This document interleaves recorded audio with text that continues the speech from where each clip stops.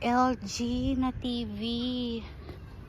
Ano kaya to? Smart TV? Made in Korea. Hindi ko alam kung smart TV siya. Gumagana pa kaya yun? Aray ko.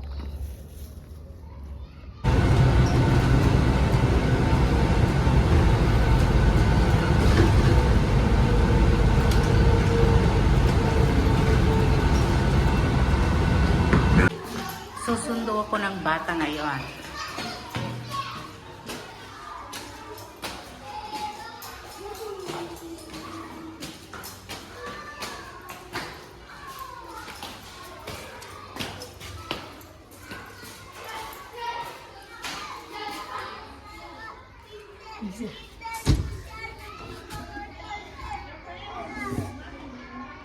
Ikaw magpakita, ikaw magpakita.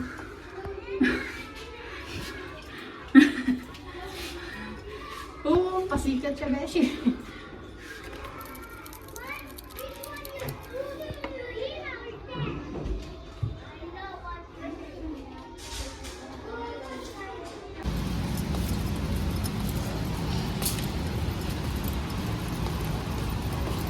Walking.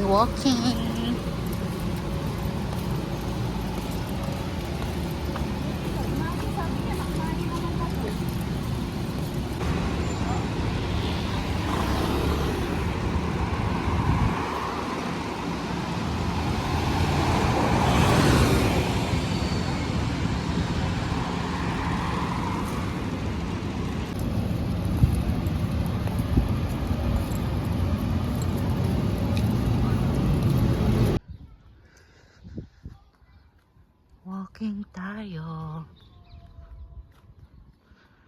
para makalanghap ng sariwang hangin. Medyo parang pagod pa yung katawan ko mula kahapon. Nag day off ako, pero alam niyo naman, pag day off ko naman tayo nagraratsyada ng hanap buhay. So, ngayon is hinihintay ko yung alaga ko sa labas kasi dinala siya sa hospital. Hindi ko alam kung bakit, hindi naman nila diniscuss, pero nag-worry din ako. So, yun, try nating mag-walking para mawala yung ating stress kasi magandang mag-walking. Dito sila nag-walking. So, andito ako sa labas ngayon. Hinihintay kong dumating yung alaga ko kasi pumunta sila ng hospital. Tapos, para wala lang din ako sa kwarto palagi. Tapos, nakahiga lang, ganyan. Lakad-lakad tayo, galaw-galaw. Exercise din yan. Ay nako, hindi ko alam. Pero pagod pa rin yung katawan ko simula kahapon kasi nag-angkat kami. Hindi, sinamahan ko yung best friend ko na bumili ng paninda. Tapos, syempre, mabigat yun. Tapos, galing pa kasi ako ng part-time kaya parang ngayon ko ramdam yung pagod ko. So, ayun, ngayon, parang nire-relax ko lang yung sarili ko. Chill lang. Tapos, yun, wala nga dito yung alaga ko. So, nakapagpahinga ako, nakatulog ako kanina. Mag-breathe in, breathe out muna tayo dito sa labas.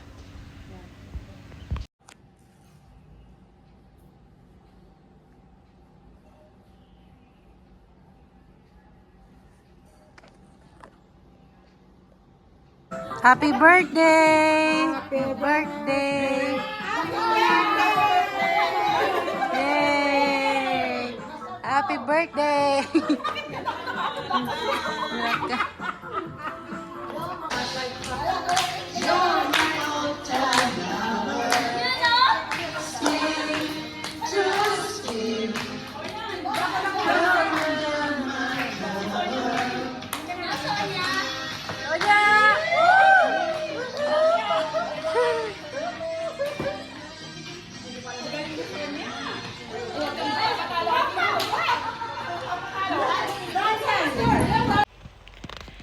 Grabe, sobrang init ngayon dito. So, para tayong nasa Pilipinas. Hirap magtrabaho pag ganitong mainit. Sana mag-winter na. So, ito kakatapos ko lang nag-work. After ko mag-work, umuwi ako kagad kasi talagang ang init. So, nakatulog ako. Tapos ngayon naglalaba ako ng damit ko kasi sobrang dami na naman ng damit ko. Tapos, kailangan ko mamayang bumili ng baon ko papunta sa work dahil ako ang duty ng Friday, Saturday, Sunday.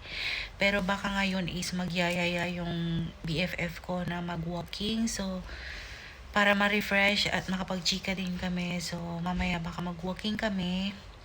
Kagabi pala is nanggaling ako sa birthday ni Ate Roxanne. So, binigyan niya ako ng mga food. So, yung mga food is inubos ko na kasi binaon ko sa work kanina. Tapos ngayon, kinain ko. Kasi paggising ko is gutom na gutom ako. So, ayun lang naman ang aking life update for today's video.